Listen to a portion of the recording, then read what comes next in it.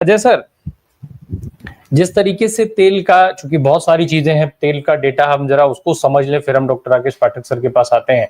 Ajay sir, तेल जो ये पाबंदी लगने जा रही है, जो हरमूज के बंद होने की बात है, कितना इफेक्ट पड़ेगा दुनिया में इससे? क्या वास्तव में जिस तरीके से लोगों की चिंताएं हैं, तमाम देशों की चिंताएं हैं, उतना प्रभाव होने जा रहा है? ईरान की इस बंदी और ट्रंप की इस नासमझी को दुनिया भुगतेगी?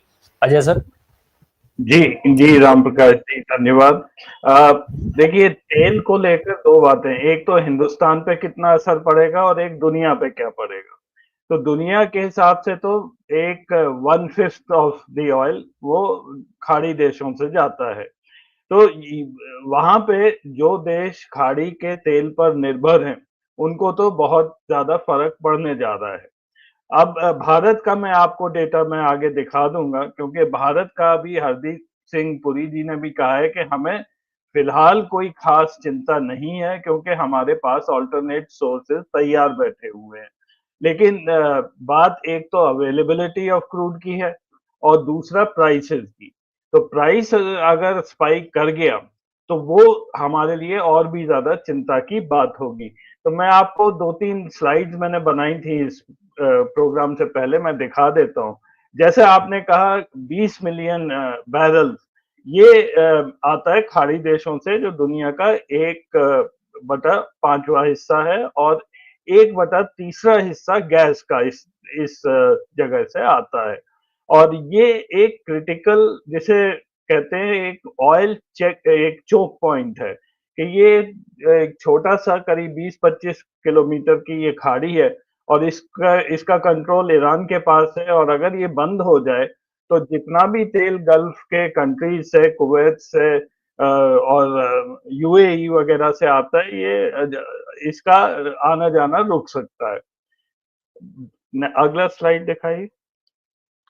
तो ये जो स्ट्रेट ऑफ, अगर आप इसका ध्यान से देखें तो एक चीज इसमें ये है कि यूएई और ओमान, इनके पास जो इनकी बंदरगाह हैं, वो स्ट्रेट ऑफ हॉर्मुज से में नहीं है, वो straight of gulf of Oman की तरफ है। तो टोटल ब्लॉकेज ये कहना कि वहां से हो जाएगा, ऐसा नहीं है। 3-4 देश हैं जो एक्सपोर्ट करते हैं, उनका ऑयल जरूर इससे अफेक्ट हो जाएगा।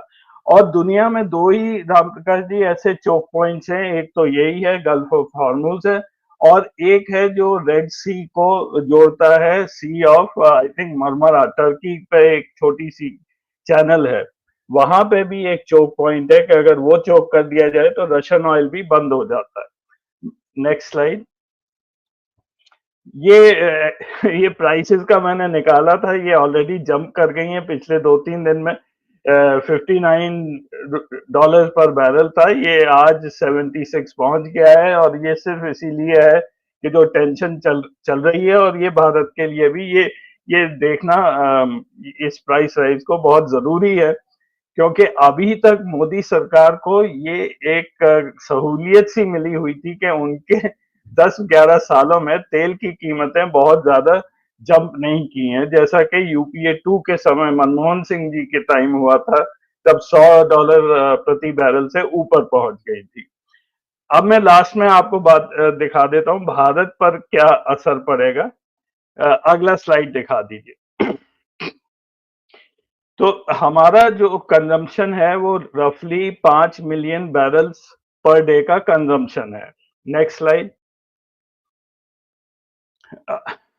ये टेबल अगर आप ध्यान से देखें तो हमारा 27% ऑयल, 27 या 28%, ये आता है गल्फ से। और जैसा मैंने कहा, यूएई और ओमान ये तेल एक्सपोर्ट करते रहेंगे, क्योंकि गल्फ ऑफ ओमान से ये एक्सपोर्ट करते हैं, तो यहाँ स्ट्रेट ऑफ हॉर्मुज का इन पर अफेक्ट नहीं होगा। तो कुल मिला के आप अगर इन्हें हटा दें तो 16-17% हमारा तेल जो है वो रुक सकता है स्ट्रेट ऑफ हॉर्मुज से, और बाकी जगह से हमारा 70-72% हम तेल इंपोर्ट करते हैं। तो इसका हरदीप सिंह पुरी ने कहा है कि हमने फिलहाल ब्राजील से बात कर ली है और यूएस से बात कर ली है, वहां से हम लोग इस तेल की भरपूर्ति कर लेंगे। राम प्रकाश जी। जी, अजय सर आप कुछ कहना चाह रहे थे वो कहिएगा, साथ में एक और चीज़ मैं पूछ लूँ आपसे। ट्रम्प साहब जिस तरीके के वादे करके आए हैं, हमारे देश में भी ऐसे बहुत सारे वादे हुए थे जो जिनको लेके पिछले 11 साल से लोग सवाल पूछ रहे हैं। तो अमेरिका को ग्रेट बनाने का जो वादा करके ट्रम्प साहब आए थे, अब वो उस वादे में पूरी तरीके से फँस गए हैं। उनके पास कोई विकल्प नहीं है। इसीलिए वो जानबूझ करके ऐसी हरकतें कर रहे हैं, या अब उनके पास रास्ता नहीं है इसलिए वो उनसे गलतियों पर गलतियां होती चली जा रही हैं। क्या माना जाए, क्योंकि ऑप्शन तो कुछ ट्रम्प साहब के पास भी नहीं है, कर्ज बढ़ रहा है, घट नहीं रहा है, कैसे बनाएंगे ग्रेट अमेरिका?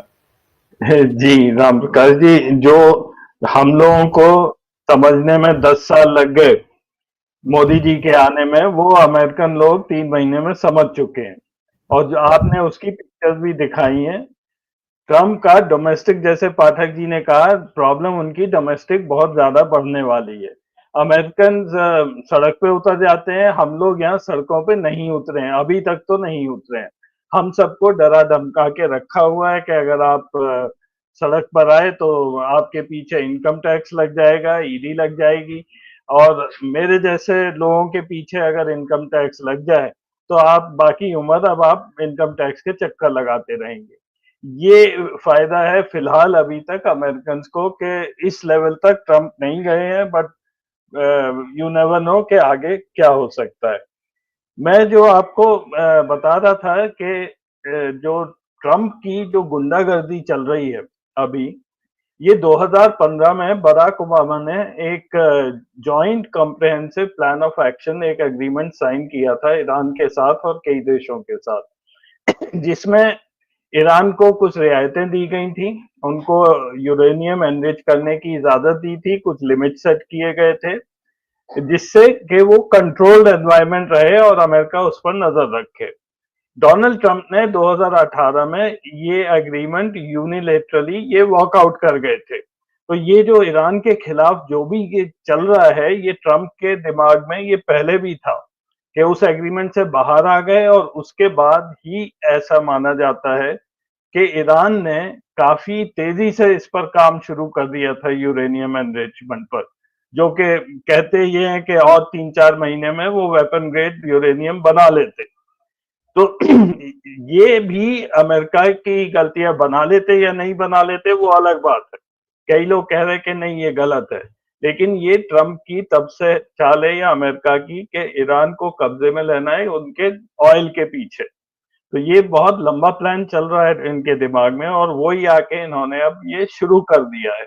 और अगर आप ट्रम्प के तब वो देखेंगे कि क्यों कैंसिल किए, उन्होंने बड़ा ही गंदी तरह से ये एग्रीमेंट से वॉकआउट किया था कि it's the worst ever agreement done, it is one sided, और क्या क्या नहीं कहा था। ओबामा को भी उन्होंने बहुत गालियां दी थी उस वक्त। तो ये एक बैकग्राउंड भी पता होना चाहिए कि ट्रम्प जो अपना हीमैन इमेज लेके आजकल चल रहे हैं कि मैं इसको मार दूंगा, उसको मार दूंगा, वो सब लौट के उनको डोमेस्टिक में ज्यादा फेस करना पड़ेगा। राम प्रकाश जी।